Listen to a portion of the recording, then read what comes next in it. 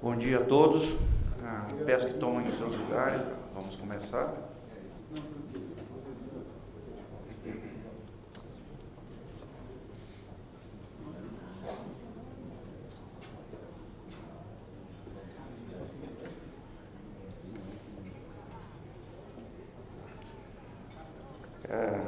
Essa sessão temática 17, nós vamos conversar sobre uma infraestrutura extremamente importante, postes e enterramento. Eu tinha preparado um preâmbulo, né, falando muito do que a gente tem visto aí nos últimos 3 ou 4 anos, dificuldades de deslocamento de poste, ordenamento, problema nas cidades, mudança de regulamentação, falta de fiscalização, enfim, todas as dificuldades, mas isso já está muito disseminado no nosso dia a dia, isso a gente já conhece, e até conversando com os nossos painelistas aqui no cafezinho e vendo o que a gente viu aí nos 2 dias anteriores do painel, eu vou falar um pouco de 5G, muito rapidamente.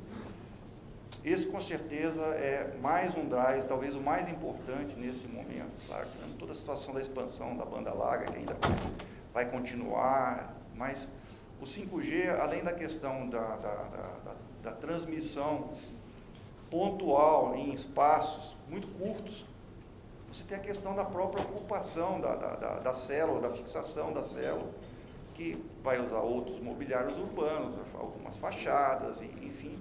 Mas, com certeza, o poste será um elemento importante dessa situação. Então, sem mais delongas, vou chamar aqui os nossos painelistas. A gente convidou, além das 2 agências, que são o setor é regulado, ambos os setores são regulados, a gente trouxe também 2 consultorias que vão apresentar uma visão das dificuldades e algumas propostas, uma com uma visão técnica do problema, mas olhando a situação técnica, processo, normativo, né? E outra a questão econômica. Não dá para falar num assunto tão importante, com tanto impacto, né? Que vai demandar muito recurso, sem analisar a questão econômica, como isso vai ser... como vai ser o rollout de toda essa situação, tá? Então, convido inicialmente o Fábio Casotti, da Anatel, por favor, Fábio. Obrigado por ter aceitado o nosso convite. O Eduardo Rossi, da ANEEL. Eduardo, por favor, agradeço também. Ismael Ávila, do CPQD, por favor. E o Marcelo Ribeiro, da KPMG. O João Pedro acho que não chegou ainda, né? Está com dificuldade de voo. Bom, eu programei começar com a apresentação das consultorias e, no final, então, a parte das agências. E depois, perguntas e respostas. Ismael, você pode começar? Você quer usar aqui o púlpito ou prefere falar daí? Tá. Você tem 15 minutos, tá? Por favor. Bom, o que eu vou apresentar hoje é um breve relato de um estudo que foi feito pelo CPQD em torno do tema da ocupação dos postes pela Telecom e as alternativas de enterramento, né?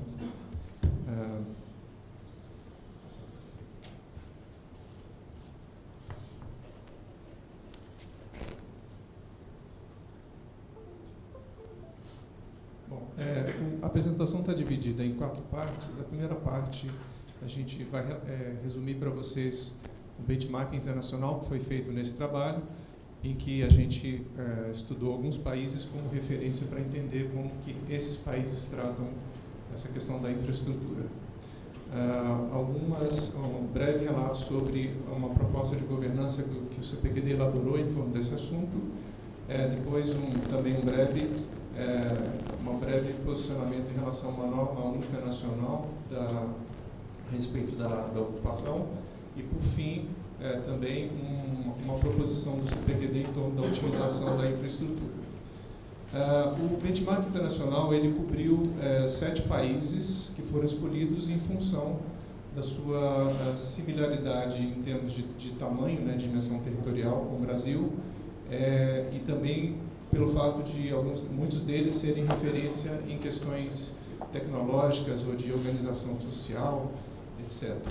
Bom, começando pela Argentina, o que chama mais atenção no exemplo da Argentina são também tentativas de resolver o problema da ocupação, muitas vezes exagerada dos postes pelas prestadoras de TV a cabo e outros serviços, principalmente na Grande Buenos Aires, que é uma cidade que tem um nível de enterramento bastante evoluído, né?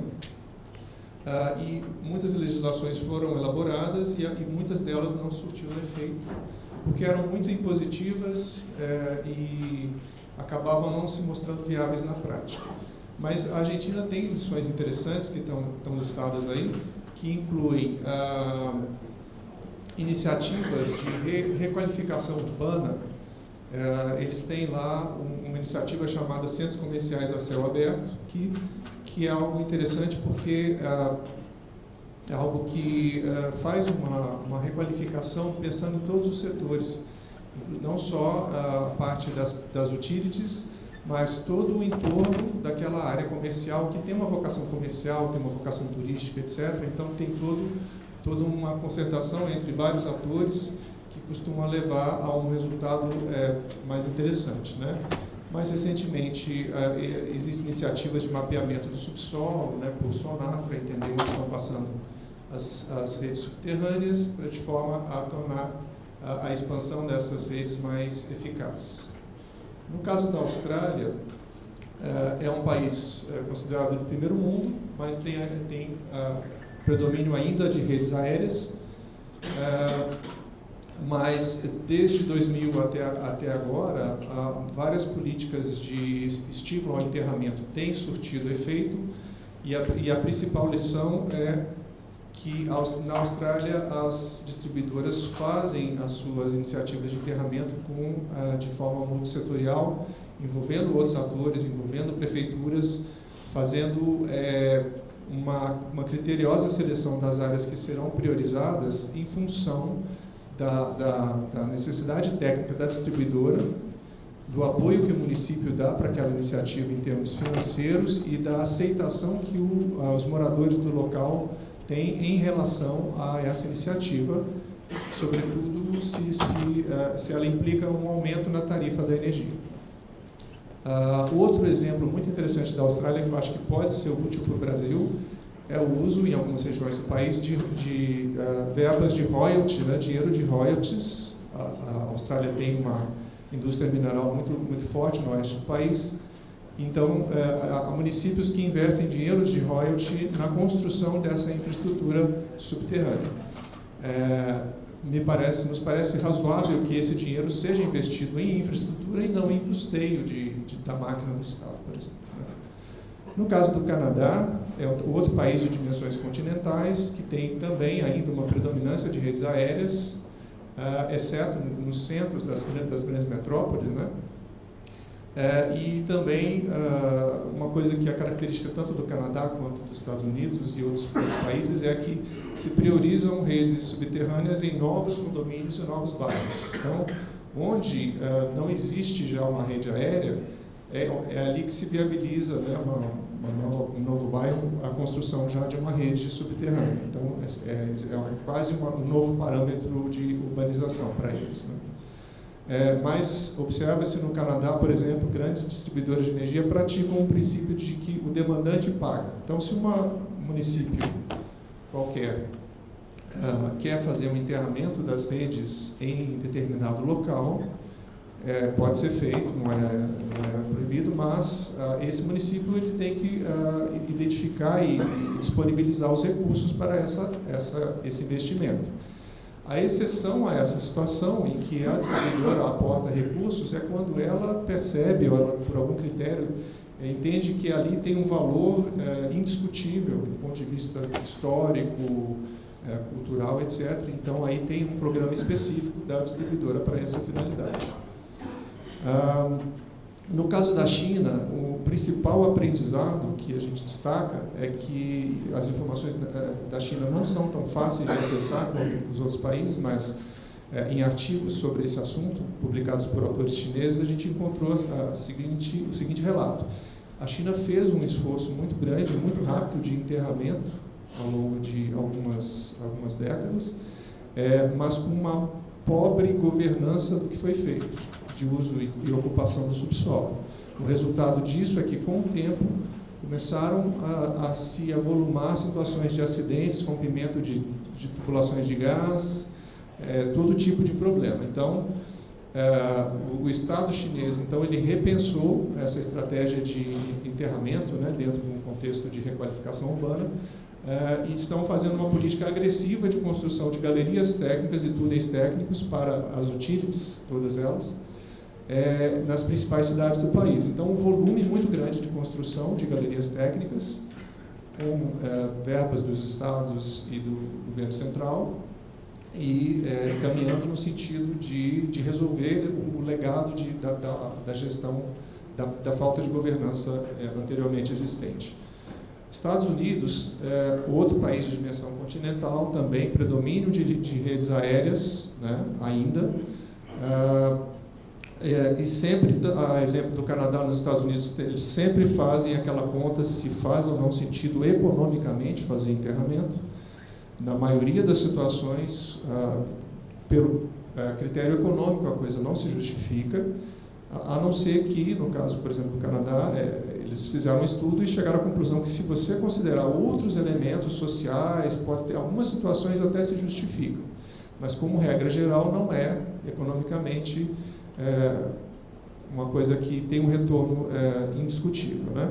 O que a gente observa nos Estados Unidos, que é interessante, é que eles têm vários fundos federais que ajudam políticas de enterramento em situações específicas. Por exemplo, áreas com valor cênico indiscutível, né?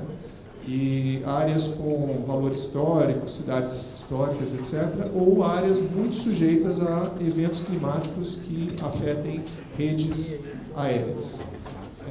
E também nos Estados Unidos, o que se observa de uns tempos para cá, além do fato de que novos condomínios, né, e novos bairros têm predominantemente redes subterrâneas, algumas cidades de poder aquisitivo mais alto, por exemplo, no estado da Flórida, os moradores aceitam pagar o custo do enterramento, e aí tem uma discussão se vai começar a haver uma divisão social entre aqueles que podem ter rede enterrada e aqueles que não têm recursos para isso. No Japão é um exemplo interessante. O Japão também é um país rico e tecnologicamente muito avançado, mas predominância ainda de redes aéreas. O Japão ainda tem 35 milhões de postes. Esses postes a gente não observa desorganização, eles são bem mantidos, etc., mas são rede aérea. E o que o Japão tem feito, até por questão de imagem, né, concorrência com outros países asiáticos que estão mais avançados em termos de enterramento, é ter políticas de enterramento em áreas muito específicas. Por exemplo, áreas com muito afluxo de pedestres, em torno de estações de metrô, etc., e agora, com as Olimpíadas de 2020, todo o entorno das arenas que vão sediar os eventos dessas Olimpíadas estão sendo remodeladas, requalificadas com o enterramento das redes, das utilities. O Japão faz um esforço para não ter esses custos muito grandes, então eles fazem estudos de novas técnicas construtivas que buscam reduzir os custos do enterramento. Tá? Então, o estudo o Japão se destaca nesse aspecto. União Europeia, normalmente a gente se refere à Europa como padrão, né, de países com enterramento avançado, etc. É verdade, Holanda 100%, Alemanha 95%, e outros países já com grande taxa de enterramento, mas isso não é válido para o continente como um todo. A Grécia, por exemplo, está no patamar dos 10%, então você tem toda essa gradação de níveis de avanço do enterramento das utilities. Isso pode depender bastante, aí tem a questão de países mais renda per capita, maior densidade populacional, o enterramento faz mais sentido e acaba ocorrendo com mais cedo, né? O caso da Holanda é um exemplar, eles começaram as políticas de enterramento lá nos anos 70 e já chegaram a 100%. Tem casos, talvez da França, que possam ser interessantes, que são cooperativas que fazem um papel de intermediação entre as utilities e as prefeituras, né? E essas cooperativas têm também iniciativas e programas para enterramento. Bom, aí tem uma série de lições para o Brasil, que são, talvez destacando as principais, é importante ter governança em qualquer política, seja de enterramento, seja de organização das redes aéreas, tá? Orquestração entre os atores, entre as agências, busca por inovações tecnológicas, a gente estava conversando sobre algumas delas hoje no café, que tornem a ocupação mais eficiente, né? Gestão, no estudo que nós fizemos, não está mencionado aqui nos slides, mas nos chamou a atenção, por exemplo, que as etiquetas que identificam lá os cabos, eles não têm, são etiquetas que não são responsivas, não tem, por exemplo, um RFID que indica os cabos que estão ocupando a rede. E uma etiqueta RFID tornaria uma fiscalização muito mais fácil, né, uma manutenção muito mais fácil. Então tem uma série de aprendizados interessantes, não dá para passar por todos. Vamos passar para o tema seguinte. Bom, governança. Nós fizemos um estudo sobre qual seria uma boa governança para que no Brasil a gente tivesse uma articulação boa entre os atores, entre todas as partes interessadas. Fizemos uma versão um pouco mais rica e acabamos fazendo uma mais enxuta, conversando com o setor, né? E basicamente a gente teria fóruns, né, um comitê gestor desse Plano Nacional de Gestão da Ocupação, e grupos de trabalho. Então, o comitê gestor no nível mais de orquestração, no nível mais alto, grupos de trabalho envolvendo alguns atores-chave, né? Então, por exemplo, o conselho gestor ele envolveria as agências reguladoras, representantes das empresas de telecomunicação, né, grandes e pequenas, estariam todos ali representados, né, órgãos de representação, dentro desse conselho gestor, discutindo melhores atuações, priorizando áreas, priorizando soluções construtivas, etc. Né? Nos grupos de trabalho a gente tem, então, ele teria a atribuição de executar ações previstas no plano, então ele vai ser aquele braço executor dessas ações de organização da rede aérea ou de investimento em redes subterrâneas. Integrantes seriam grupo técnico formado por representantes das empresas distribuidoras de energia, das empresas de telecomunicação afetadas por aquelas ações, né? Representantes relacionados a outros stakeholders locais, né? Teriam algumas atividades muito específicas aí de execução. Aí a gente falou de algumas rotinas de governança, isso está no nosso trabalho, talvez aqui não dê tempo da gente entrar no mérito, mas reuniões periódicas, para não deixar o assunto esfriar, ter sempre essa rotina de acompanhamento, tá? Então a gente acha isso muito importante, isso está em qualquer boa prática de governança, né? Mudando um pouquinho do assunto, indo para o assunto 3, nosso tempo está acabando, tá bom. A nossa norma, uma defesa aqui de uma norma única nacional. As distribuidoras de energia, elas são as detentoras das infraestruturas de poste, né? Elas seguem a regulação de ocupação dos 500 milímetros para as telecomunicações dentro dessa faixa de ocupação. O problema é que cada distribuidora, ela faz a sua norma interna de como vai ser a ocupação dessa faixa, quantos pontos vão estar presentes, qual é a destinação de cada um desses pontos. E não que as normas sejam ruins ou boas, a questão é que muitas normas diferentes dificultam bastante a atuação das empresas de telecomunicação que têm atuação em vários estados, né? Se ela tem uma atuação nacional, ela vai ter que lidar com um conjunto muito amplo de normas diferentes de como fazer a ocupação da faixa dos 500 milímetros. Isso é um dificultador, então seria interessante, né, se as agências pudessem se debruçar sobre essa questão e se houvesse esse esforço para se construir uma norma única, tá bom?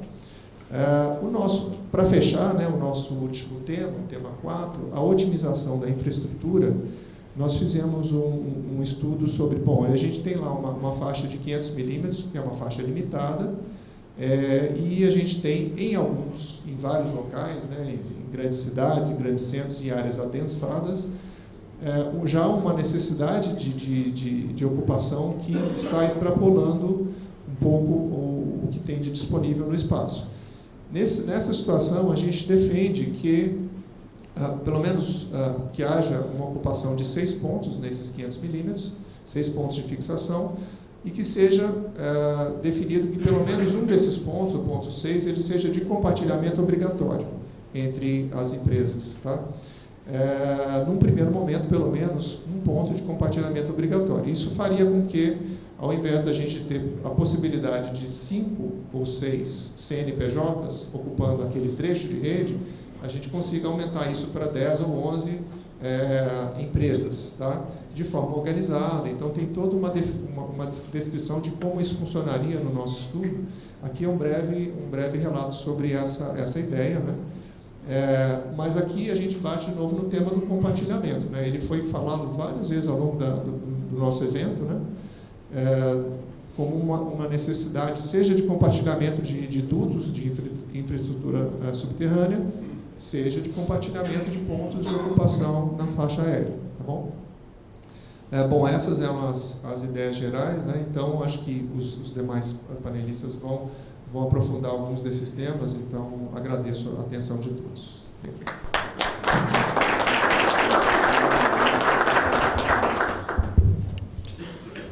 Obrigado, Ismael.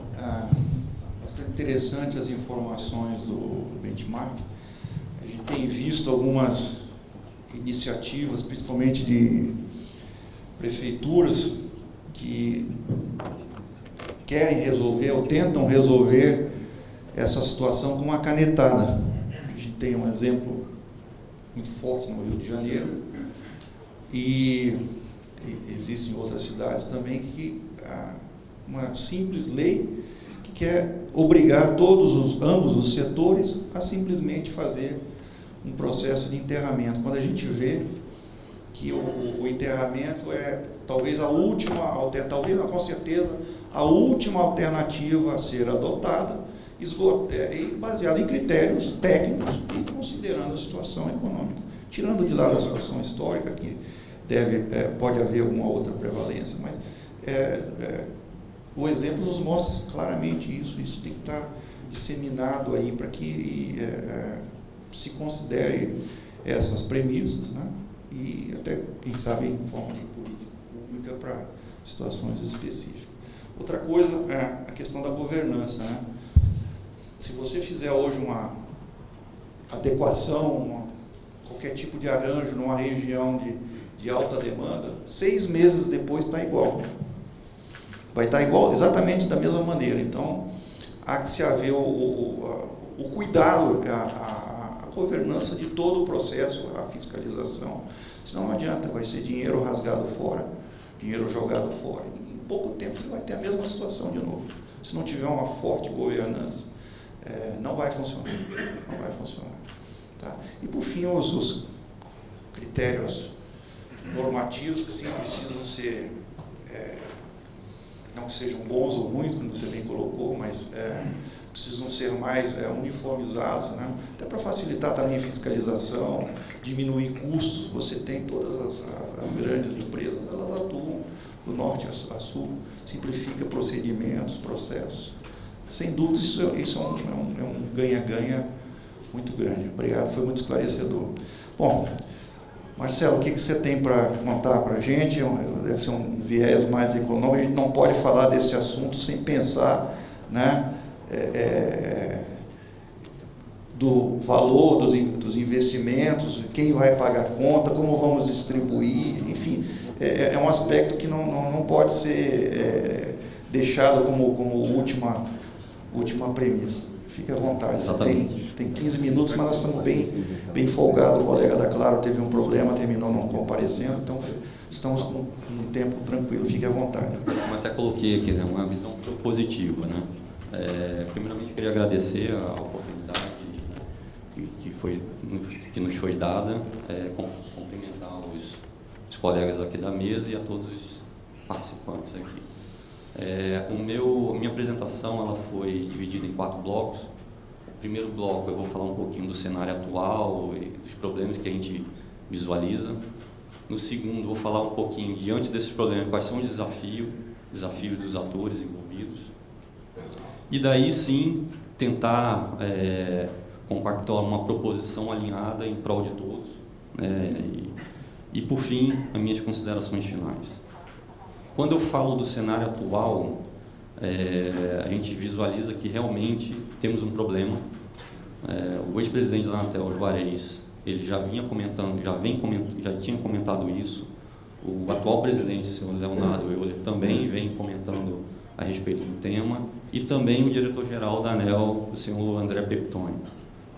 A gente sabe que realmente tem um percentual de postes que estão sobrecarregados, especialmente nas grandes capitais, e isso aí é motivado pela competição do setor de telecom, e a gente pode perceber que realmente a gente tem bastante acesso à telefonia fixa, que vem diminuindo, mas tem ainda uma quantidade razoável.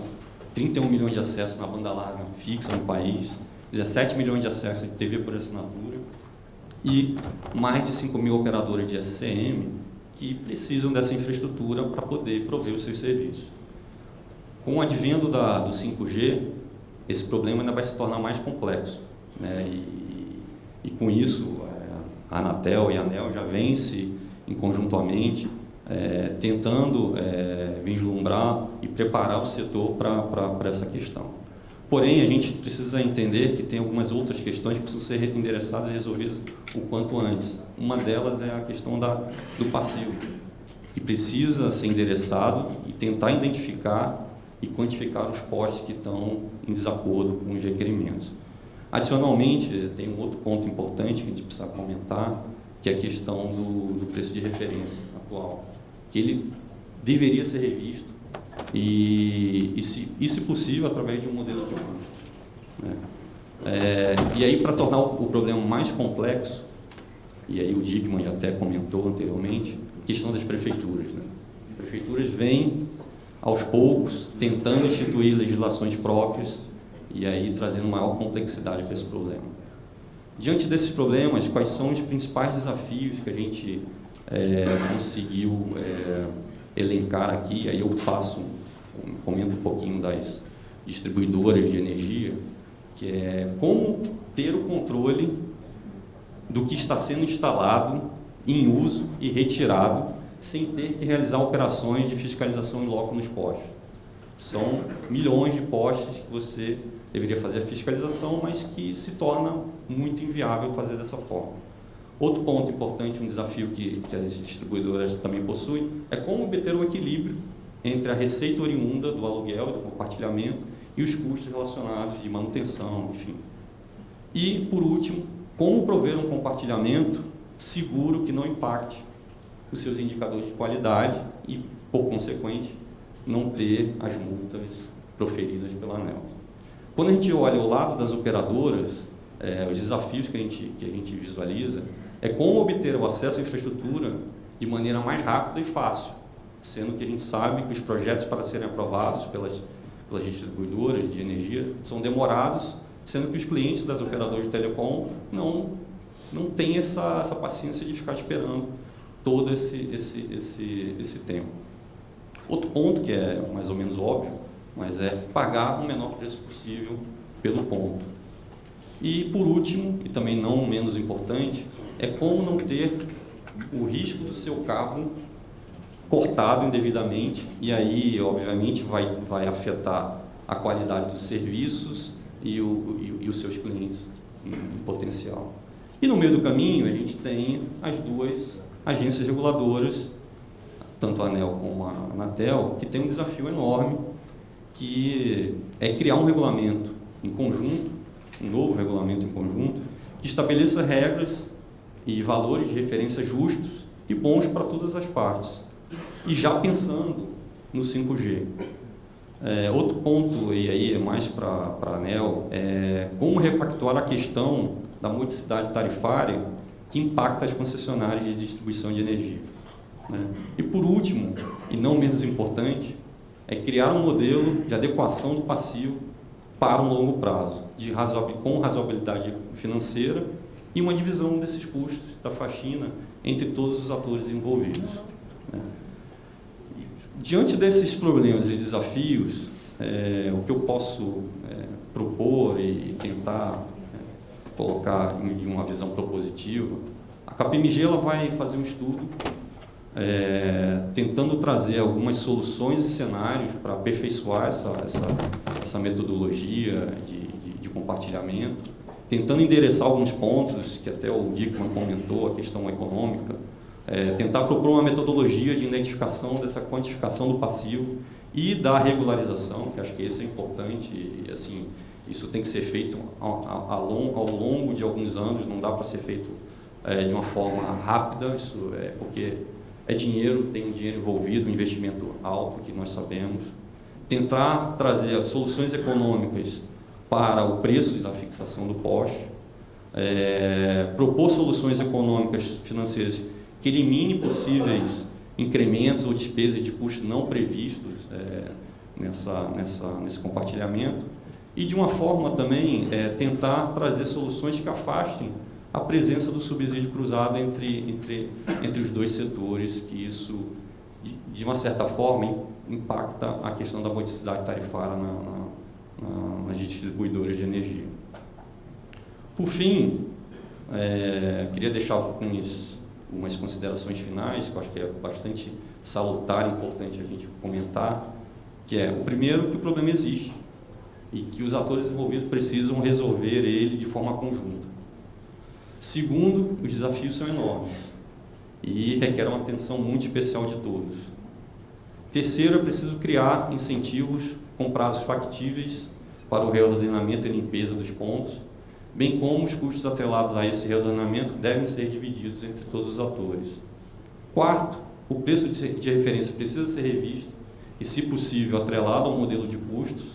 E, por fim, e não menos importante, as regras de compartilhamento em revisão que estão sendo colocadas impactam, sim, as regras de modicidade tarifária vigentes e, com isso, precisa ser olhado com carinho pela ANEEL. Pessoal, muito obrigado.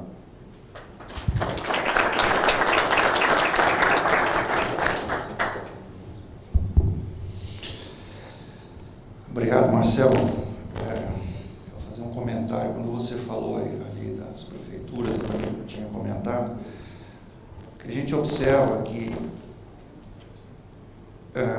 as prefeituras tentam, em razão de alguma situação que elas veem. Fazendo um comparativo com a situação das antenas, nós temos uma vantagem que a prefeitura, nesse caso, não tem nenhuma competência. É uma vantagem, vamos dizer, jurídica, né? Vantagem que eu digo porque nós podemos endereçar este assunto completamente aqui no nível federal, fazendo uma regulamento, claro, respeitando a parte local, mas em princípio quem está na sala aqui pode fazer toda a regulamentação necessária para endereçar o problema, ao contrário da situação que a gente tem nas antenas, que a gente já tem a parte federal totalmente maquiada e traduzida em legislação, mas a gente esbarra na situação do município. Então aqui o problema que foi muito bem colocado por vocês está aqui e somos nós que temos que resolver. Tá? Então, muito bom. Bom, então vamos passar a palavra agora para os nossos reguladores. Eu vou começar com o Fábio Casotti, da Anatel, depois o Rossi. Fábio, diante de tudo isso que a gente colocou, né, o que você tem para mostrar para a gente? O setor é regulado, né? A maior parte das propostas vão ter que, em algum momento, estar traduzidas em orientações e regulamentações. Então, o papel de ambas as agências é fundamental nessa situação. Por favor. Obrigado, Ricardo. Bom dia a todos. Aqui, em nome da agência, já faço o registro e o agradecimento pela oportunidade de discutir nos termos aí esse tema de tão grande e atual interesse, né? Faço aqui os cumprimentos aos meus colegas de painel, de mesa. E, sem mais, gente, eu prometi para o Ricardo que eu não falaria do problema postes hoje. Tá? Lamento frustrá-los, mas eu não vou falar do problema. Eu vou falar da identificação e das soluções possíveis para a dotação de infraestrutura que o Brasil precisa para recepcionar os investimentos da 5ª geração de comunicações móveis. Eu acho que esse esforço começa pela avaliação de narrativa. E aí eu vou pedir a generosidade de vocês para falar desses 3 pontos, tá? Internet das coisas, 5G e cidades inteligentes. Depois de 3 dias de evento, quem não escutou esses acrônimos pelo menos uma centena de vezes participou de outro painel, não veio ao painel Telebrasil 2019 e eu vou ter que cumprir também este papel. Mas o ponto com o advento do desenvolvimento das sucessivas gerações tecnológicas de comunicações móveis, né, e agora a nossa linha de base é o 4G, já temos uma base instalada muito robusta, nós oferecemos aos consumidores dessa indústria uma percepção muito transparente de conectividade e acessibilidade a todos os serviços digitais. A ideia dessa figura e dessa ilustração é indicar como que, na perspectiva de demanda, aqueles que são clientes dessa indústria estão hoje de posse dessa que é a principal plataforma computacional, móvel, de acessibilidade a diversos serviços. E isso é fantástico, né? Porque do ponto de vista do usuário, né, tudo que se dá por detrás da cortina para viabilizar essa plataforma é transparente. E nós sabemos que não é bem isso. E para a coisa se tornar mais interessante, nós estamos agora de face deste movimento que vai levar essa perspectiva de usabilidade para uma nova fronteira, para um novo patamar.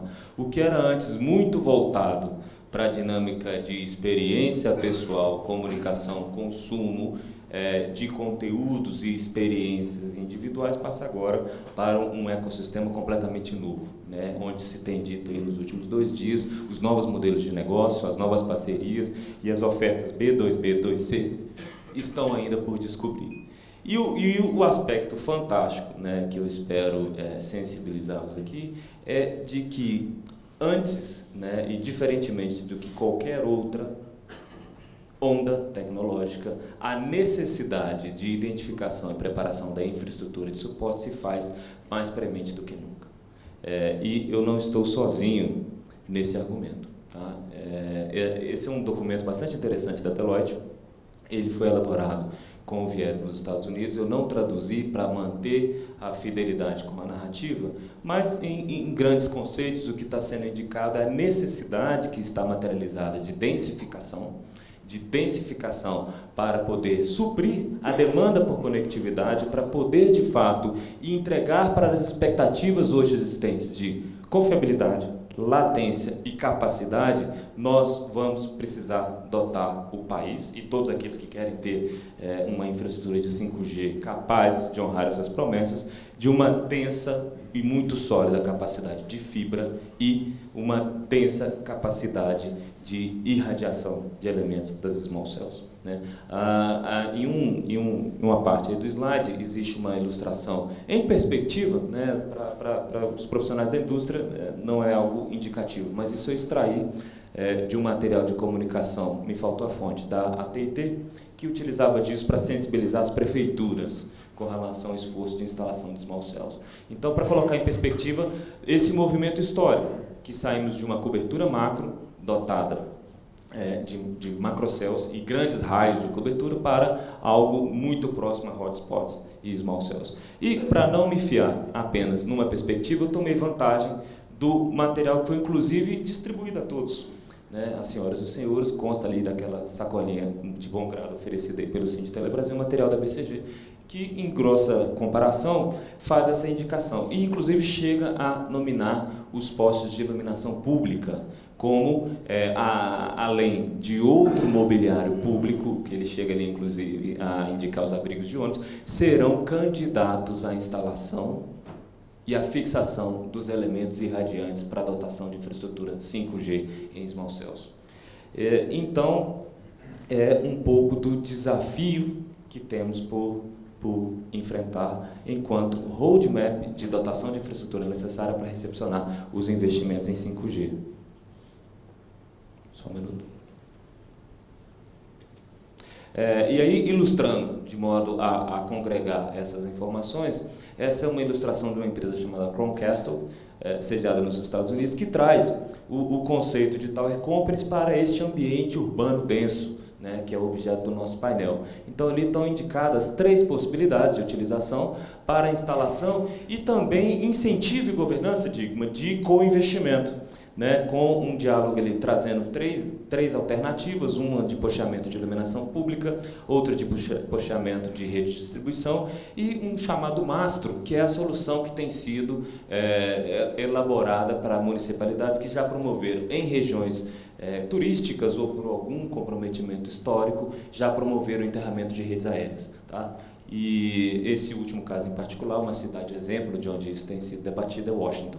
Né? Quem já teve a oportunidade de conhecer, sobretudo aquela parte histórica dos prédios públicos, onde, além dos postes de iluminação pública, mas de forma complementar à densidade necessária, eles estão dialogando essa instalação desses mastros. Então, eu queria evidenciar aqui, ilustrar, para deixar muito bem marcado a importância desse tema e como ele se insere de forma sinérgica no atual momento da indústria, onde já estão sendo elaborados os planos de negócio, de viabilidade e das potencialidades dessa nova estrutura, já estão sendo avaliados e discutidas as faixas, o desenho de licitações, e eu tomei a liberdade de brincar no cafezinho com o Digma, que é o seguinte: nos ciclos anteriores, todos esses processos de identificação da faixa, realização da licitação, todos esses compromissos eram firmados.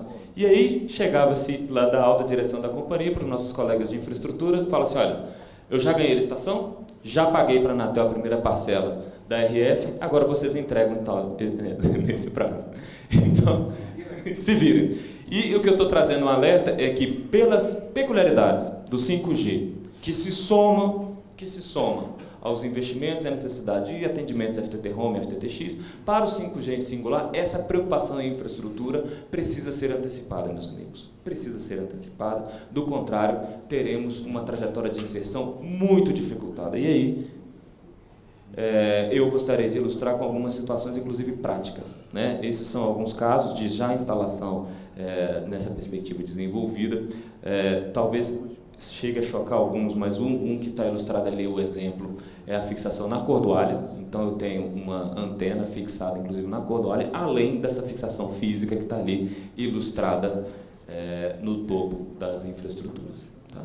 Mas, avançando um pouco saindo do PowerPoint e caindo para a nossa realidade prática, essa é a má notícia. Esta é a infraestrutura de posteamento que hoje no Brasil precisaremos preparar e adequar para a instalação das Small Cells. Tá? Mas é o único, viu, Ricardo? É o único para nos dar um senso de realidade. Porque, assim, são duas figuras, as que estão ali ilustradas, são duas figuras que, pelas ironias da vida, foram duas ocorrências no mesmo dia, em janeiro deste ano. Tá? A mais acima ocorreu em Porto Alegre, na parte superior, na parte inferior ocorreu na Marginal Pinheiros, em São Paulo.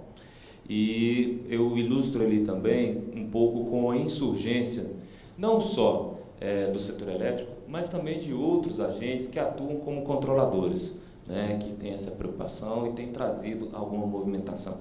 E aí, tomando vantagem da presença dos meus colegas aqui da ANEEL, que eu queria ilustrar, e vou recorrer à engenharia.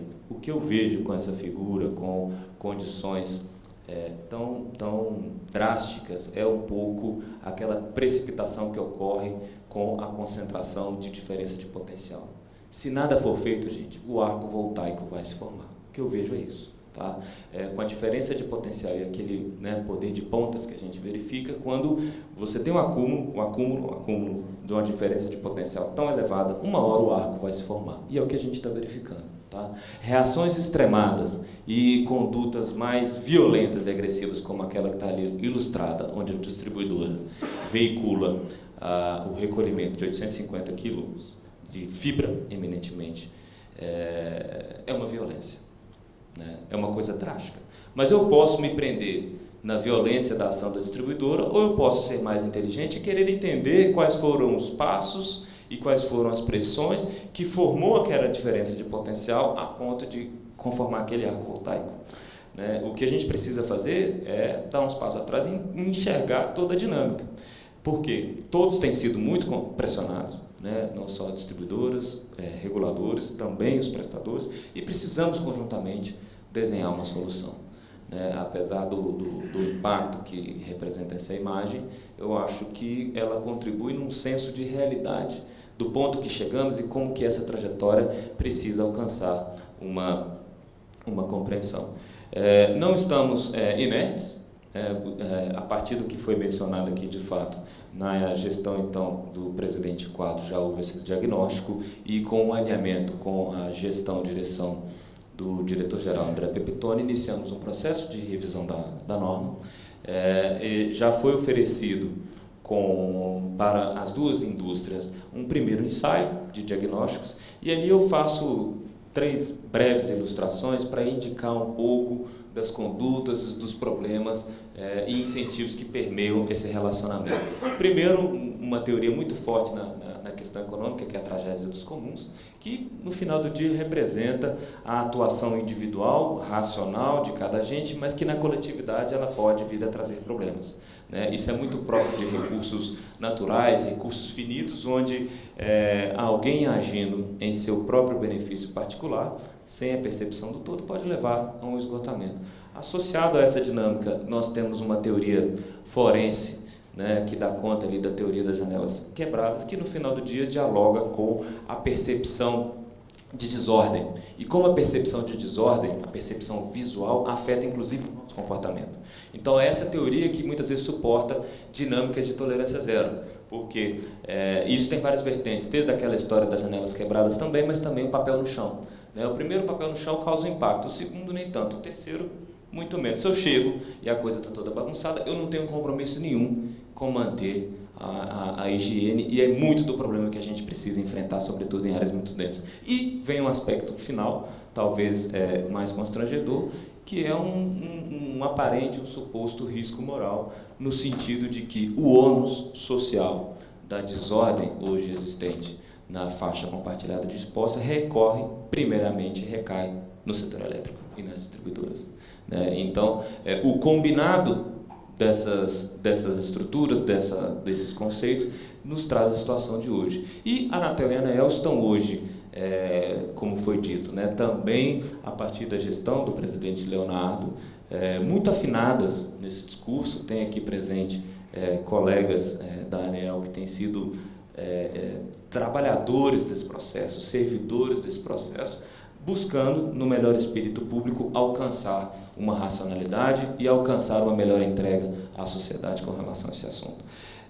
Preciso falar brevemente daquilo que é mais sensível. Não, então, vou voltar uns 5 slides aqui. Mas, assim, passando rápido aqui, está tudo certo.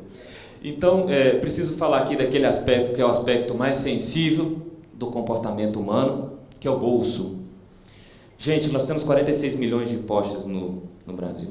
Numa aproximação que fizemos no âmbito da tomada de subsídios, identificamos que algo como 9 milhões desses postes estariam, teoricamente, expostos a uma capacidade, uma demanda de utilização de redes sobrepostas e competitivas, além de sua capacidade formal. Perfeito.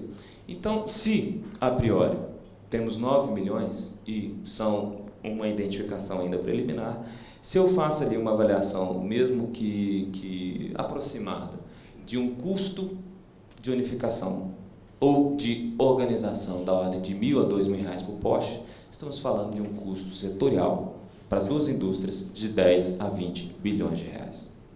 Então, gente, precisamos falar sobre isso, precisamos discutir esse assunto e precisamos falar muito sério sobre esse ponto. Quem esteve presente ontem no painel e teve a oportunidade de acompanhar a apresentação da Cláudia, foi muito impactante, reveladora, e confesso para vocês, confesso para as senhoras, para os senhores, deu vontade de chorar ao final, viu, Ricardo? Porque tudo isso num país que enfrenta um momento econômico desafiador, que enfrenta dificuldades de macroeconômicas, que enfrenta questões fiscais severas. Então, o que eu peço a colaboração de todos é que precisamos sim conversar sobre esse assunto, precisamos conversar de maneira muito séria e, como eu brinco bastante até com o próprio André, né, nós já esgotamos nossos estoques de erros, precisamos agora acertar com relação a esse assunto. E quis a história que isso viesse num momento muito singular da nossa economia. Então precisamos fazê-lo de forma razoável, precisamos fazê-lo de forma profissional, de forma comprometida, porque é um ambiente que afeta as duas indústrias e dois empresários que têm e estão sujeitos às mesmas condições macroeconômicas desafiadoras.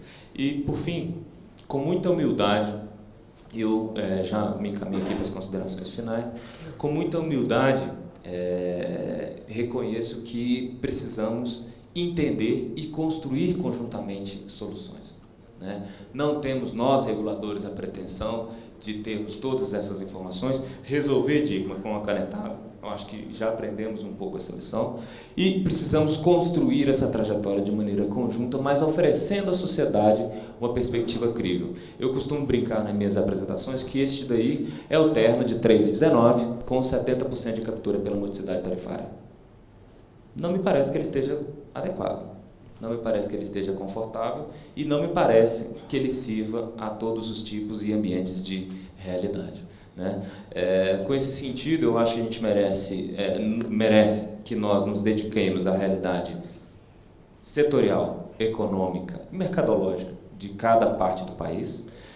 Para algum agente, para algum relacionamento, a questão pode ser equacionada meramente por um acompanhamento e controle, com a melhor atribuição de responsabilidades, com a maior fiscalização, com a maior, inclusive, correção. Mas já para outros, a gente pode ter uma dinâmica singular que possa, de fato, encaminhar para o enterramento. Para outras realidades, eventualmente, um projeto de co-investimento pode oferecer a solução. Já para outros, uma mera articulação pontual ou uma mudança de cultura pode surtir os efeitos. O que eu acho que já é possível extrair de todo esse diagnóstico e trajetória é de que uma única solução não atende a todos os cenários. Eu acho que a mensagem passa muito por essa humildade e por esse reconhecimento que precisamos trabalhar e temos já feito várias investigações. Não quero aqui esgotar, quero também prestigiar aqui as diferentes opiniões, mas temos sim várias hipóteses, precisamos trabalhar com as singularidades regionais de um país complexo, diverso, desafiador, mas ao mesmo tempo criativo, capaz de desenhar soluções. E eu digo para vocês, eu tenho confiança, eu tenho a total confiança de que vamos conseguir desenhar algo e promover a preparação das infraestruturas para os próximos ciclos de desenvolvimento tecnológico, criando um ambiente de confiança, desenvolvimento e bom relacionamento com o setor de distribuição de energia. Muito obrigado, gente.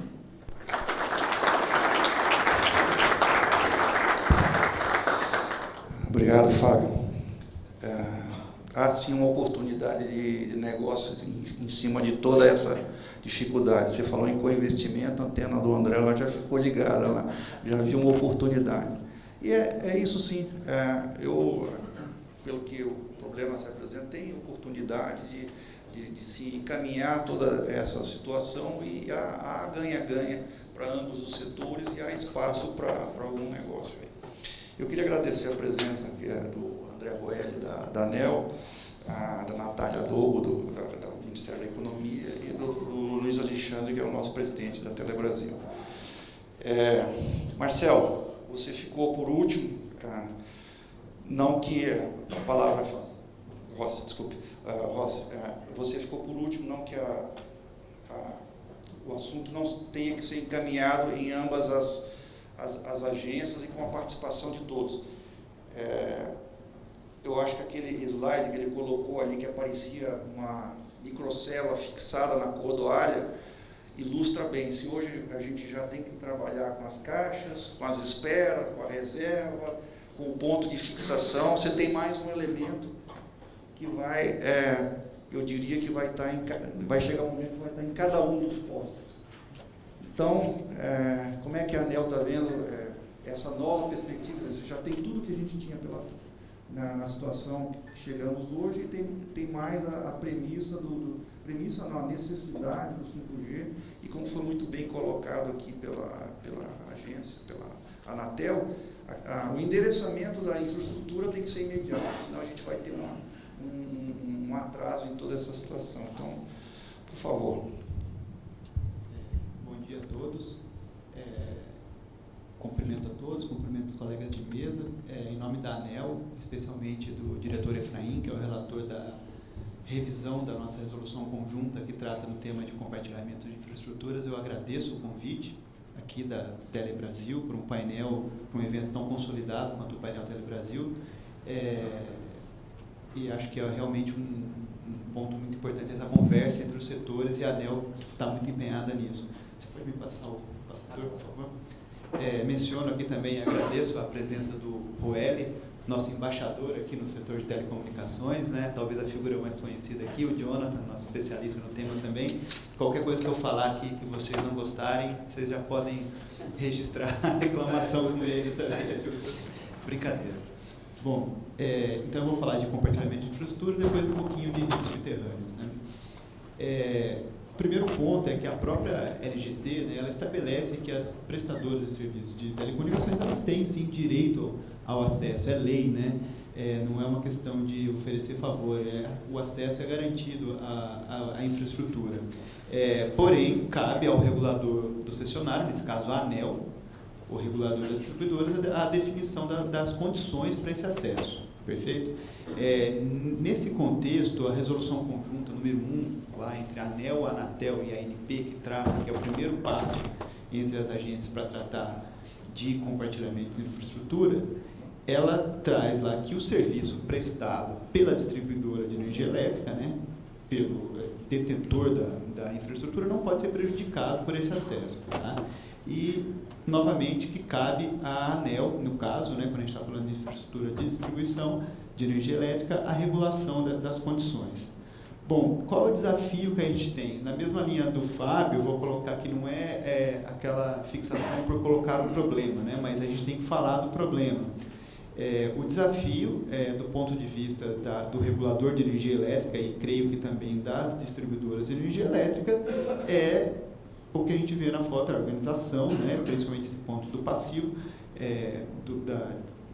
das nossas redes, porque isso tem um impacto direto na prestação do serviço, da qualidade da prestação do serviço de distribuição de energia elétrica. Bom, qual é o grande vilão, né? Esse slide antes ele estava com um vilão mais antigo, eu atualizei para o grande vilão do momento, né? São as ocupações sem projeto previamente aprovado, né? E aí é um ponto que eu acho interessante, porque a gente está falando de um ponto de uma convergência entre os setores, né? As ocupações sem projeto previamente aprovado, elas prejudicam tanto o serviço de distribuição de energia, do nosso lado, como o próprio ambiente de competição das teles. Bom, esse tipo de ocupação ela é dividida lá nos termos da resolução 797 da ANEEL, que trata especificamente do compartilhamento de infraestrutura de distribuição para empresas de telecomunicação. A gente trata de ocupação à revelia, que seria aquela, né, sem projeto técnico aprovado pela distribuidora, e a ocupação clandestina, que é aquela que não existe contrato, né? Nem contrato existe. Bom, são esses dois tipos de ocupação que a gente está falando aqui como problema. Como que a gente pode tentar medir o tamanho desse problema? Bom, a gente tem ali a figura de um poste e a configuração típica no detalhe, né, de 4 pontos de fixação ali, né? que pode ser um pouco mais, um pouco menos, conforme as normas técnicas de cada distribuidora, mas a média é essa aí. 5 contando com o reservado para ela mesma, né? Uma forma de medir o que a gente está chamando aí de capacidade faturada é simplesmente a quantidade de pontos que ela realmente fatura, ou seja, que ela tem um contrato vigente e fatura aquele contrato com uma prestadora de serviço de telecomunicação, dividido pela quantidade de pontos que ela possui, né? Que podem estar disponíveis, seria o que se espera, né? Se ela não fatura é porque não tem ninguém lá, está disponível. Ou ele pode estar sendo ocupado por algum daqueles tipos que a gente colocou ali, uma ocupação clandestina ou a revelia. Bom, esses são os dados que a gente tem hoje, né? Esses dados são preliminares, a gente está falando ali de 76 distribuidoras, mas que representam praticamente 98% do serviço de distribuição de energia elétrica no Brasil. Então, dá para ver a figura do poste ali do lado, a gente tem... o primeiro ponto ali significa que ela fatura um ponto, 25% dos pontos, né, considerando que 4 são possíveis de serem faturados. Então, a gente tem um caso bem atípico ali no começo da curva, em que uma distribuidora fatura 63% dos seus pontos teoricamente disponíveis, né? E dá para ver claramente que todas as outras distribuidoras têm um percentual bem abaixo disso, tá? Essa distribuidora em destaque ali é a Enel São Paulo, a antiga Eletropaulo, né, que trata de uma área muito urbanizada, né, a Grande São Paulo. Mas só para a gente ter também comparação com outras distribuidoras, ali eu destaquei a Light, que também trata de uma área extremamente urbanizada, o Rio de Janeiro, e a CELP, né, no Pernambuco. Dá para a gente ver que 85% das distribuidoras do Brasil faturam menos de 25%. Tem um indicador de capacidade faturada menor que 25%, ou seja, elas faturam um ponto de fixação em média em cada poste. Ou seja, a realidade, os números eles sugerem uma realidade, conforme a gente viu na esquerda ali, uma realidade dos anos 60 nessa foto, mas o que a gente tem, na verdade, não é isso, né? E a própria percepção da gente não condiz com a gente imaginar que cada poste do Brasil tem, em média, aí, um ponto ocupado por empresas de telecomunicação, né? Na verdade, a gente tem, acho que a gente não tem dados, claro, né? Até porque a gente está falando de serviço clandestino ou irregular, então a gente tem uma percepção, pelo menos muito clara, de que existe muito mais que isso. Ou seja, existe, do ponto de vista das distribuidoras, aí, tanto uma realidade para se recuperar a qualidade do serviço, como eu disse, impacta no serviço de distribuição, como também uma capacidade, uma oportunidade de negócio, né? Que quando a gente tem falando com as distribuidoras, a gente fala bastante disso. Olha, tem faturamento aqui que pode acontecer e não está acontecendo. Bom, aí a gente vai para a atuação realmente da ANEEL em conjunto com a Anatel, que se dá no momento pelo aprimoramento da resolução conjunta. Quais são as discussões que a gente está trazendo, principalmente, né, nessa fase de aprimoramento? São a questão do preço, né? A questão óbvia da regularização do passivo, e a disseminação da informação. Bom, o cronograma disso é um cronograma conjunto entre a ANEEL e a Anatel. A gente fez, no caso da ANEEL, em 2018, a consulta pública, né, que é a tomada de subsídios, no caso da Anatel, e estamos agora em fase de análise dos resultados dessa consulta pública. Até o final de 2019, é a data prevista para a gente publicar a análise de impacto regulatório e uma minuta de resolução, que trata o tema, sempre em conjunto com a Anatel, né? E no final de em dezembro de 2020 é o prazo para a gente deliberar na diretoria das agências essa nova resolução e publicar uma nova norma que trate do compartilhamento de infraestrutura. Quanto ao preço, né, que talvez seja um ponto bastante sensível de discussão, o preço do ponto, o que deve ser feito? Regras rígidas, né? Os reguladores devem estabelecer o preço. Talvez a gente esteja indo para o ponto que o Fábio colocou aqui do terno, que não serve para ninguém, né? O terno que você compra lá no atacadão, ele tem um tamanho único e não serve para nenhuma pessoa real. Mas, por outro lado, o preço de referência, que é a regulamentação atual, também não está nos parecendo, a princípio, né, uma boa ideia. ele não parece resolver nem de um lado nem do outro. Ele abre espaço para negociação, para livre negociação, mas leva à resolução de conflitos nas agências reguladoras, e esses conflitos, de acordo com os dados que a gente tem, tanto na ANEEL como na Anatel, né, na Comissão Conjunta de Resolução de Conflitos, mais de 200 hoje, e aumentando, crescendo ao longo do tempo, né? A gente vê pelo gráfico aí claramente isso, e, detalhe, 91% dos conflitos são relacionados ao preço do ponto de ocupação. Bom, então, nos parece que a alternativa zero aí do impacto regulatório, ou seja, manter o que está acontecendo hoje, não parece, a princípio, ser uma alternativa bacana. É claro que isso vai ser esclarecido ao longo do processo de discussão com a sociedade para a revisão da norma. E a outra opção é você abrir completamente a livre negociação, né? E aí você tem outros pontos de regulação que tem que ser tratados, como, por exemplo, a diferenciação de preços entre diferentes acessantes, o relacionamento entre empresas que têm negócios tanto num setor como no outro, como que partes relacionadas vão se tratar, algumas coisas que têm que ser endereçadas do ponto de vista dos reguladores. Bom, isso é o que eu tinha para falar, então, para expor aqui um pouco a visão da ANEEL e o que está sendo feito na ANEEL em conjunto com a Anatel a respeito de compartilhamento de infraestrutura, e agora eu vou falar rapidamente de redes subterrâneas, né, enterramento de redes. Bom, o contexto atual é um pilar do setor de distribuição de energia elétrica, está presente nos contratos de concessão das distribuidoras, que elas têm liberdade para usar a tecnologia que elas acharem mais adequada para a prestação do serviço de distribuição, respeitando, é óbvio, condições de segurança e qualidade do serviço. Bom, então é uma prerrogativa da distribuidora decidir se ela enterra ou não a rede por conta dela ou não, né? Por conta do serviço, das exigências do regulador do serviço de distribuição de energia elétrica, né? Esse é o contexto principal quando a gente vai falar com uma distribuidora de energia elétrica. Ela não tem hoje uma obrigação de enterrar em nenhuma medida.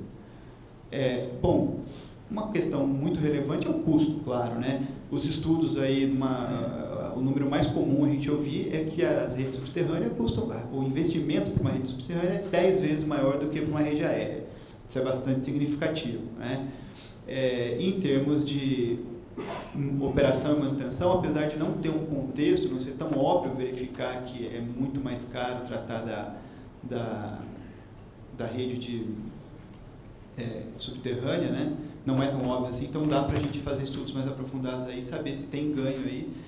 Um ganho facilmente identificado por parte das distribuidoras é que, não tendo rede aérea, você não precisa fazer poda de árvore, né? Que é uma questão que parece simples, mas é muito custosa e também muito relevante em termos de interrupção do serviço de energia elétrica hoje. Então pode ter vantagem e desvantagem em relação ao OPEX, e claramente é caro o investimento, o CAPEX é muito maior em redes subterrâneas. A resolução normativa 414 de 2010 da ANEEL é a resolução que trata de todas as condições de fornecimento de energia elétrica. Ela trata toda a relação das distribuidoras com o consumidor. O artigo 44 dela lá estabelece claramente, em consonância com o que eu coloquei lá nos contratos de concessão, que os custos para enterramento de redes eles são do demandante, ou seja, do município, da autoridade pública, do órgão público que tem interesse ou do interessado privado, tanto para a expansão como para o enterramento de redes existentes, né? Então, de novo, reforçando esse ponto, né, que vai ser sempre presente na postura das distribuidoras de dizer: eu não tenho obrigação regulatória perante a ANEEL, perante o poder concedente, para fazer o enterramento, que muitas vezes com que ela se depara, como o próprio Dickmann colocou aqui, com um decreto, uma canetada, né, de uma prefeitura que diz: você vai fazer isso. Não, pera, não é bem assim que funciona, né? Aliás, não é nada assim, e principalmente porque é muito caro, né? Bom, o posicionamento da ANEEL, então, colocando bem claramente em face dessas regras, dessas disposições legais hoje, é exatamente que não existe nenhuma barreira, não existe barreira para o enterramento de redes, tá? E não deve existir, mas também não tem obrigação, né? Ou seja, o regulador aqui de energia elétrica, colocando bem claramente, assim, do nosso ponto de vista, a gente não entende, esse é um não problema, né? É claro que, em alguma medida, é problema, quando a gente está falando de... na situação específica em que o enterramento de rede é a solução tecnicamente mais viável para a qualidade do serviço de energia elétrica, né? Fora essa exceção, ou para a segurança, né? Fora essa exceção, realmente não há barreiras e não há um esforço do regulador em face dos regulados para o enterramento de redes, né? E a audiência pública número 1 de 2016, a ANEEL teve a oportunidade de reforçar essa opinião com a sociedade, né? A gente fez a audiência pública, avaliou, colocou o tema na mesa, recebeu contribuições e chegou à conclusão apenas de melhor esclarecimento do texto da norma, do artigo 44 da 414, e não de mudanças na forma como a agência deve tratar o tema. Bom, era isso que eu tinha para apresentar. Espero ter passado aqui razoavelmente a postura, a visão atual da ANEEL a respeito dos dois temas, e mais uma vez, né, coloco aqui que nesse incipiente, posso chamar incipiente não no sentido de menosprezar, mas de dizer que a gente tem muito mais a fazer, nesse incipiente diálogo entre os setores, colocar que a Agência Nacional de Energia Elétrica está totalmente à disposição, inclusive de fazer de se colocar como catalisador de um diálogo de vocês com as empresas do setor. Muito obrigado pela atenção.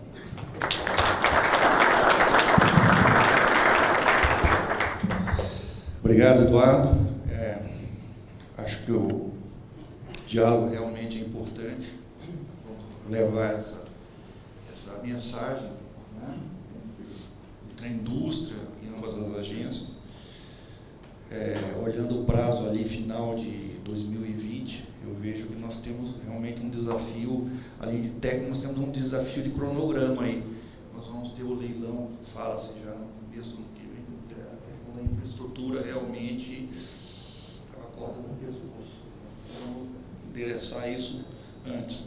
E eu acho que esses eventos que a gente está fazendo aqui, essa troca de informação, o trabalho que o setor vai apresentar de ambas as consultorias, é muito importante, porque a gente não pode se dar o luxo de, alguém falou, nós não podemos errar mais. Nós temos que chegar com essa resolução já contemplando o que o país precisa, porque eu digo país porque não é uma questão do setor de energia ou do setor de telecomunicações individualmente. A gente viu aí as apresentações que foi falado da Cláudia, de todas as empresas, né? O 5G é uma questão de competitividade do país. Não podemos tratar aí como mais uma tecnologia que está entrando, não é o pós-4G, talvez temos, né? E é uma questão de competitividade. A gente viu, acho que foi o exemplo da Alemanha, que trata aquilo como uma questão de competitividade, e é isso, é a realidade. Então nós não podemos nos dar o luxo de errar uma regulamentação, uma proposta inadequada ou atrasada. Eu acho que então o diálogo, a troca de informações, eu acho que é isso que tem que acontecer mesmo.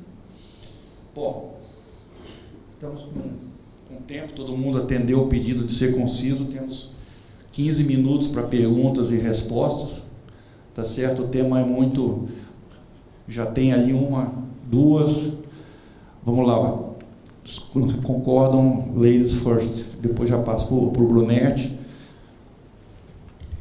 Peço que se identifique. Sim, bom dia.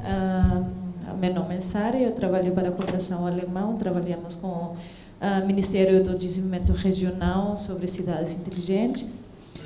Muito obrigada, foi um painel muito interessante e também parabéns para os esforços de cooperação intersetorial, eu acho muito importante.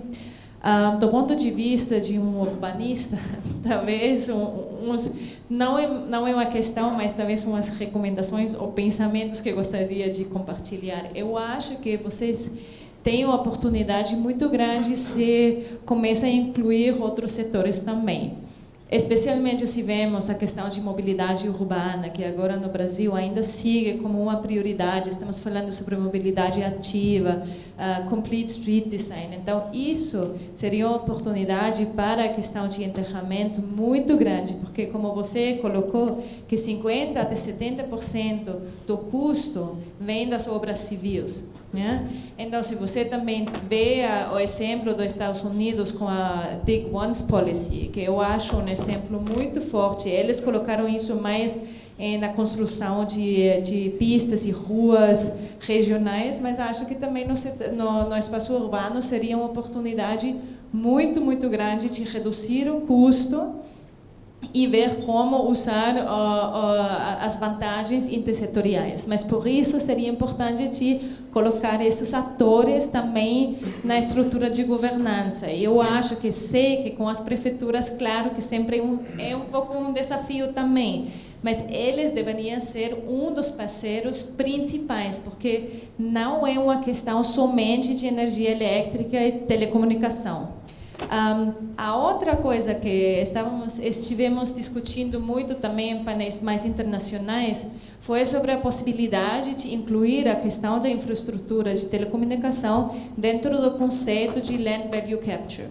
Não sei se vocês estão familiares com esse conceito de ver também novas formas de renda para os municípios, né? E ver que não somente é responsabilidade dos moradores ou consumidores ou dos municípios, mas também das empresas de imóveis, né? Porque você não somente oferecimento ou prestação de água, de coleção de resíduos sólidos, de ruas, de mobilidade, mas acho que, como já estivemos falando nos últimos 2 dias, o acesso a uma rede de telecomunicação, o acesso a 5G, faria uma diferença enorme para o valor do solo, para o valor dos imóveis, né? Então, juntar esses dois conceitos, acho que também seria uma oportunidade para novos modelos de negócio, para novos modelos de financiamento. Então, gostaria de oferecer o diálogo com o setor urbano, porque acho que temos alguns conceitos, se trabalhamos juntos, poderia ter umas vantagens também para o setor de telecomunicação e energia elétrica. Muito obrigada. De fato, assim, e nós estamos hoje num alinhamento de planetas tão interessante que uma das primeiras das chamadas verticais do grande movimento de internet das coisas é a vertical das municipalidades. Muito tem se falado nas edições anteriores dos painéis Telebrasil de onde vai vir o dinheiro. Né? Todo mundo sabe o preço, a necessidade de investimento em equipamento, tudo. Então, nas últimas 3, 4 edições, havia muita incerteza. E mesmo quando se olha para os países desenvolvidos, essa vertical das municipalidades já está ganhando contornos muito bem definidos. Então, temos sim, de fato, uma oportunidade muito sinérgica para catalisar esses esforços, para buscar uma reunião de incentivos e conduzir uma situação eficiente. E aí eu vou tomar vantagem e pedir a colaboração da nossa amiga Natália, que representa aqui a parte de desenvolvimento e infraestrutura no Ministério da Economia, para trazer também uma contribuição. Natália, por favor, vou pedir que chegue até ela o microfone. Por favor, Natália, por gentileza. Bom dia, meu nome é Natália Lobo, eu estou trabalhando na Secretaria de Desenvolvimento de Infraestrutura do Ministério da Economia e estou na parte de telecom e regulação de mercado. E eu acho que a gente tem lá, exatamente nesse setor, uma grande oportunidade de sinergias intersetoriais. Então, a gente tem ali uma coordenação também de energia, uma coordenação de saneamento e uma coordenação de logística. E eu acho que assim, o problema em relação à telecom também não é só postes, né? Ele também vem com direitos de uso da faixa de domínio, né? E de rodovias, vem também com a parte de enterramento. E eu acho que assim, a gente está ali exatamente para fazer para ajudar nesse destravamento de investimentos que são necessários. Eu achei a sua colocação de trazer também as municipalidades, a parte urbanística, extremamente interessante. Então, assim, eu coloco à disposição para quem, quando quiserem, para a gente sentar também com o Ministério do MDR, para a gente poder discutir uma solução conjunta Para a gente chegar num consenso, eu acho que existem duas agendas, uma de curtíssimo prazo e uma de mais longo prazo. Então, me coloco à disposição para ajudar a realmente achar um termo bom que fique realmente condizente com as necessidades de todos os setores. Que eu acho que é uma necessidade premente do 5G, mas também é uma necessidade premente do setor elétrico com relação à garantia física, né, da distribuição, além da questão da urbanística. Então, sempre que quiserem, estou à disposição e depois, quem quiser pode pegar meu contato, tá bom? Obrigada. Brunete, Telefônica Vivo. Primeiro, parabenizar os palestrantes pelo conteúdo, acho que foi muito produtivo. Eu queria fazer duas perguntas, uma para o Ismael e a outra para o Fábio. Ismael, você colocou no benchmark internacional sobre a questão dos Estados Unidos que os Estados Unidos usam fundos para fazer, se não me engano, se eu tiver aqui errado, o enterramento, né? Eu queria saber se esses fundos, da onde eles vêm, se é o próprio governo federal ou se vem de receitas das próprias prestadoras e se tem alguma similitude com o nosso FUST, né? E para o Fábio, eu queria saber a opinião dele, né? A Vivo tem a gente viu aqui, o Fábio trouxe aqui aquelas fotinhas ruins ali pegando fogo, né, no poste. Então nós temos ocupações em poste que são mais de 5 fixações, né? Tem lugares que chegam a 6, 7 fixações. A Telefônica, pensando nisso, ela criou, né, homologou um multiplicador de fixadores. E nós estamos usando isso com um projeto piloto com a Semar, lá no Maranhão, né, tivemos lá junto à Anatel mostrando isso. Eu queria saber a opinião dele em relação a essa iniciativa. Bom, com relação aos fundos que a gente identificou que existem nos Estados Unidos, existem fundos que são federais, que apoiam, por exemplo, o enterramento em áreas com valor cênico e turístico, histórico, etc. Existem também fundos estaduais, por exemplo, na Califórnia e outros estados mais ricos, que têm fundos que apoiam os municípios, alguns municípios daquele estado, em iniciativas de enterramento. Mas aí também tem critério, né? É sempre na rua principal, né? Naquelas parte mais icônica da cidade, né? São fundos que, até onde a gente pôde observar, fazem parte já do orçamento do Estado, né? Tem uma previsão orçamentária, tem leis já até mais antigas que fazem a provisão desses fundos, né? A semelhança com o FUST, eu acho que existe, né? O FUST, em princípio, ele é muito interpretado no sentido de universalização, que eu acho que faz até bastante sentido, levar telecomunicações para onde não existe, né? Talvez esse seja o carro-chefe, mas eu acho que até no nosso estudo a gente coloca nas recomendações, o FUST ele poderia ser usado em locais, em municípios onde você já tem um problema muito claro de excesso de ocupação da rede aérea, e que qualquer iniciativa de otimização, de novas soluções construtivas, provavelmente ainda não vão dar conta do recado. Ali o FUST ser parte dos recursos que vão apoiar as prefeituras a fazer a construção das galerias técnicas, dos túneis técnicos, onde não houver já uma infraestrutura de túneis técnicos que possa ser compartilhada. Até uma informação que a gente, em outro painel, apareceu, a Anatel, né, já está fazendo um levantamento dos dutos que já existem, né, das dutos operadoras, no intuito acredito eu, de favorecer o compartilhamento do que já existe. Mas onde não existe e se mostra necessário, eu entendo que o FUST, parte do FUST, poderia ser usado na construção dessa infraestrutura urbana, assim como royalties, né, que eu comentei, fazem bastante sentido no uso da melhoria da infraestrutura urbana, todos os benefícios de competitividade, de qualidade de vida que isso pode trazer. Obrigado pela pergunta. A iniciativa mencionada ali rapidamente é uma iniciativa que, na minha opinião particular, merece todos os elogios, né? Mais do que pelo produto, que tem todos os seus méritos, mas por ser uma primeira fagulha de maturidade, construção conjunta de dois agentes, né? Notadamente ele, o grupo telefônico e o grupo equatorial, ao equacionar uma questão local. Isso dialoga com o aspecto regional que eu chamava a atenção, né? Não é a panaceia para todas as questões e todos os desafios, mas é muito alvissareira no sentido do que quando dois empresários sentam à mesa, né, com conhecimento, com a competência, as ferramentas são capazes de produzir para atingir os adequados incentivos. E aí eu vou me permitir evoluir um pouquinho a oportunidade aqui para falar do benchmark. Nós temos feito dentro de casa a nossa avaliação também das realidades internacionais e vou me permitir pontuar alguns aspectos, a começar pelo Japão. O Japão ele tem apesar da grande dependência de redes aéreas, como o Brasil, ele tem uma pequena diferença. Eles são japoneses, né? Então, existe uma questão cultural muito forte, e aí eu uso dessa caricatura para fazer esse destaque.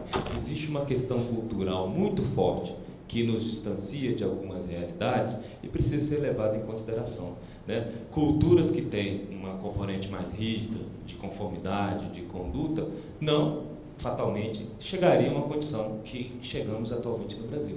Então, eu faço essa brincadeira, se me permitem, com o aspecto japonês, para suscitar e trazer preocupações de avaliações internacionais em sua plenitude. Os Estados Unidos, em particular, são 50 estados. Tá?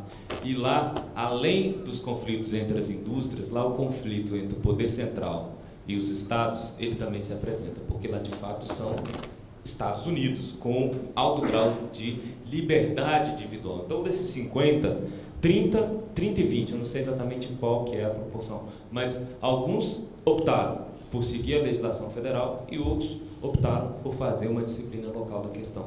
Mas percebam, sobre a questão preço, eu vou utilizar os Estados Unidos para este ponto. Eu tive uma videoconferência com o nosso par lá, no caso, o FCC, e foi muito curioso, porque eu questionava sobre a existência, mesmo histórica, de problemas e temáticas de discussão de preço. E aí, pasmem, quando a resposta foi, não, desde que a gente normatizou esse assunto e definiu esse preço, não tem nenhum tipo de conflito. Então, quer dizer, mesmo um país de tradição dita liberal, livre iniciativa, já percebeu, há muito tempo atrás, de que essa é uma infraestrutura essencial, onde as capacidades e a dinâmica de barganha não são suficientes para livre definição daquele preço. Então, mesmo nos Estados Unidos, a questão preço lá é já normatizada e definida pelo regulador, seja ele local, estadual, seja em nível central. Tá bom? Eu tenho outros pontos, mas eu gostaria de prestigiar. Obrigado. Bom dia. Domingos da Vogel Telecom. Eu tenho 2 pontos. Uma pergunta para o Ismael primeiro, saber como é que está se é uma proposta, se já está acontecendo essa questão desse plano nacional de gestão, qual o status disso? E uma outra para o Eduardo, com relação, hoje nós temos aí basicamente o que rege a questão da ocupação dos postes, uma norma baseada na BNT, e onde ela coloca 5 pontos, tem a reserva, 50 centímetros, só que nós não temos, se você pegar a norma, tem um padrão de poste, altura, ocupação de iluminação, só que eu tive a oportunidade ao longo desses anos aí acompanhar de perto essa questão da regularização pela empresa, visitei bastante concessionário em bastantes estados, e a gente vê uma diferença absurda em termos de poste.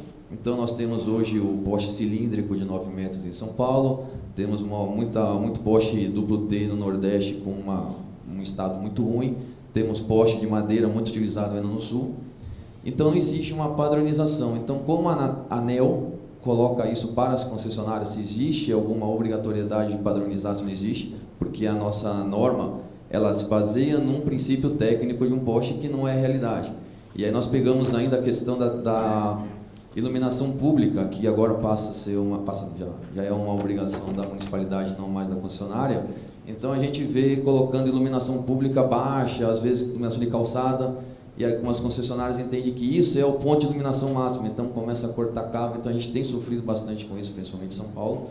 Então, como a ANEEL, se ela tem uma questão com relação à padronização de postes, e aí aproveitando também um comentário do Marcelo, se existe também pelo ponto da ANEEL, por parte da ANEEL, alguma revisão dessa questão tarifária, uma vez que se a concessionária de energia ela entra com esse recurso, esse dinheiro, vai descontar dela. Então, se isso está sendo, de repente, reverter isso para a própria manutenção do poste, uma melhoria alguma de rede. Então, só a visão da ANEEL nesses dois pontos. Obrigado. Bom, começando pela primeira pergunta, né? Na verdade, o que foi colocado aqui, o Plano Nacional, é um resultado do estudo que foi feito, né, pelo CPQD, pela consultoria, para o Cinti Telebrasil, no sentido de desenhar o que poderia ser um encaminhamento construtivo do setor com as demais partes, né? E então, nesse sentido, ele ainda é uma proposta, é uma ideia, um conceito, né? O que vai exatamente surgir desse entendimento entre as várias partes interessadas, ainda a gente gostaria de saber, né? Obrigado pela pergunta. Bom, a primeira parte da sua pergunta a respeito da regulamentação que poderia existir de postes, né? Não existe, tá? Não existe uma norma técnica da ANEEL, né? Nada que exija postes de uma determinada categoria ou outra, na mesma linha daquela que eu coloquei sobre o enterramento de redes, né? É uma prerrogativa da concessionária de distribuição escolher a tecnologia, a forma pela qual ela presta o serviço, desde que ela atenda os requisitos de qualidade, segurança e modicidade. É claro que existe, no âmbito principalmente da tentativa de garantir a qualidade do serviço de distribuição, um papel de fiscalização da agência reguladora que busca, sim, incentivar, ou uma palavra um pouco mais forte que incentivar, né, busca levar a distribuidora a substituir as tecnologias mais ultrapassadas, como o poste de madeira, por outras mais resistentes, né? Isso tem um lado e o outro da moeda, porque é investimento, né? Investimento vai para a tarifa, né? Então, o regulador tem que tomar cuidado com isso também. Mas, respondendo de forma bastante clara, não há, então, uma exigência da ANEEL em termos de como tem que ser o poste, tá? Seria realmente um âmbito da regulação técnica da ABNT, de normas, né? Apenas de classificação, não temos isso.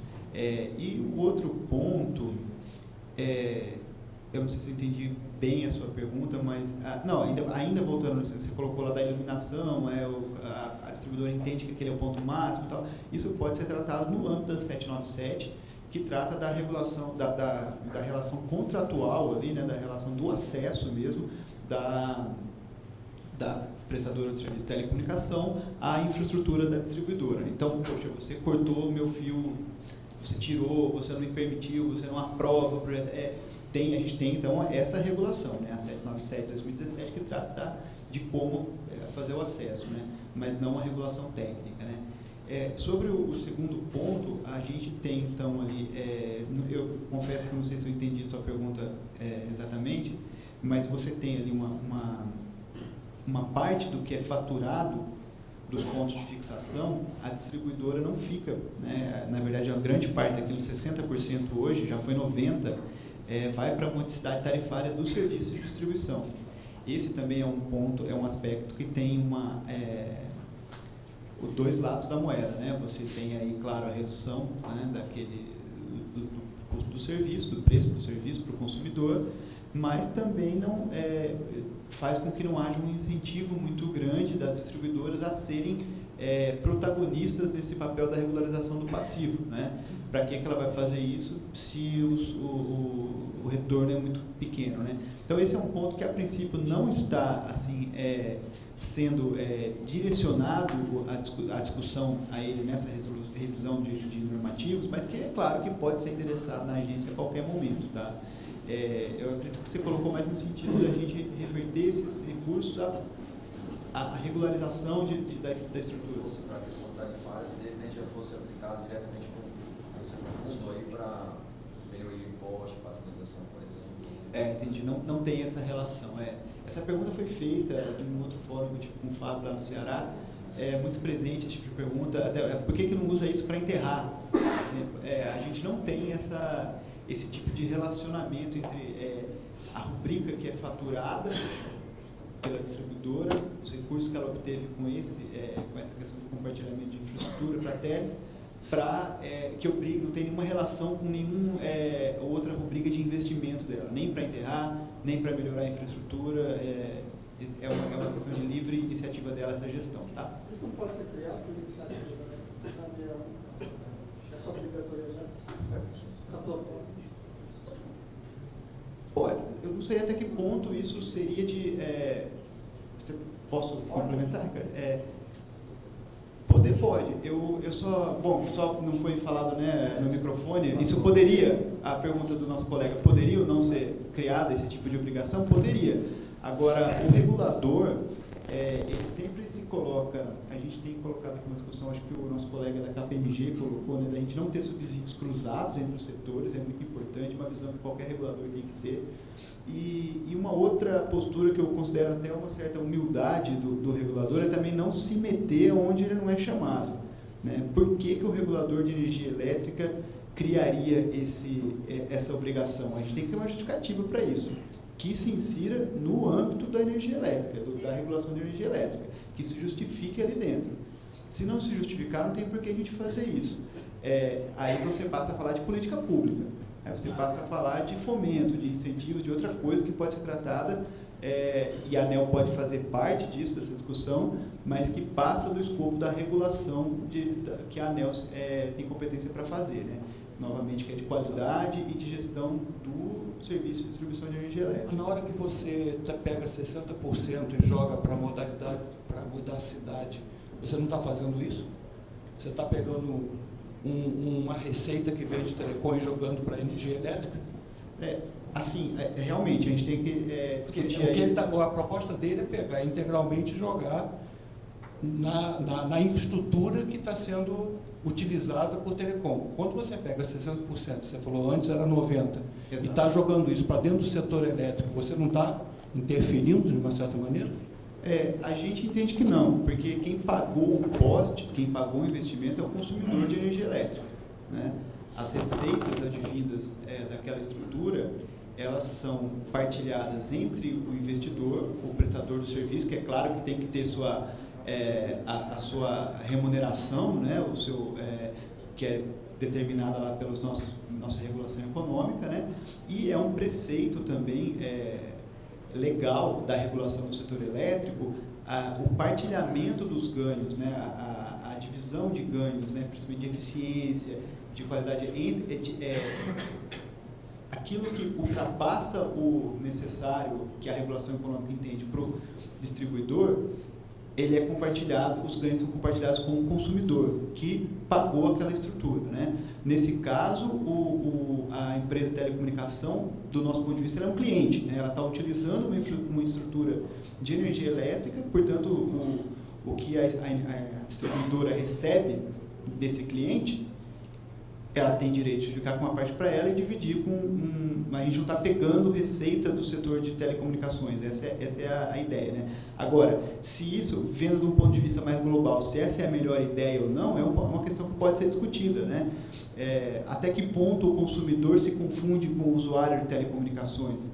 Até que ponto esses dois se confundem com o contribuinte? Então, é óbvio que a gente não pode também, em nome dessa divisão entre regulação e política pública, de um setor com outro, é óbvio que a gente não pode se fechar na nossa caixinha e tem que se colocar para discutir o que é melhor de maneira global, tá? Então, como eu disse, né, esse não é um ponto aberto na revisão da resolução, a resolução não trata disso, tá? Na verdade, isso é procedimento de regulação tarifária da ANEEL, tá? Mas que sempre pode ser levado para a mesa e a agência, como eu disse, está aberta à discussão. Na sequência, diz Alexandre. Bom dia a todos, Luiz Alexandre Algar. Eu não sei se nós estamos fazendo desse assunto uma coisa mais complexa do que ela é. Se nós olharmos hoje o compartilhamento de torres, todas as operadoras acham ótimo, é uma livre iniciativa comercial. Você paga o preço que você quer. Nós temos, do meu ponto de vista, alguns absurdos. Por exemplo, colocarmos infraestrutura em aeroportos, às vezes um metro quadrado de aluguel para telecomunicações é 10, 20, 30 vezes o metro quadrado de uma loja de cafezinho. Um acesso de direito de passagem, seja em rodovias estaduais, rodovias federais ou concessões, é proibido. O que eu vi aqui numa fotografia, nós estamos chegando no caos da época do quarto trançado. Eu não lembro disso, mas eu já vi fotografias que a Avenida Paulista tinha lá 20 cruzetas num poste. É inviável isso. Será que nós não deveríamos tratar do básico? Pode ter 4 fios por poste. Esse é o limite. Depois deixa a iniciativa privada comercializar entre si. Porque se a ANEEL, a Anatel, os órgãos reguladores quiserem entrar na questão comercial, do tipo do poste, da altura, do valor do aluguel, isso e aquilo, nós vamos querer intervir numa questão que, do meu ponto de vista, se a gente tiver uma regulamentação básica, comercialmente as empresas vão entrar num acordo. O tema desse painel que todos viram chama-se compartilhamento. Eu vejo que todos os presidentes de operadoras são favoráveis ao compartilhamento. E essa questão de uso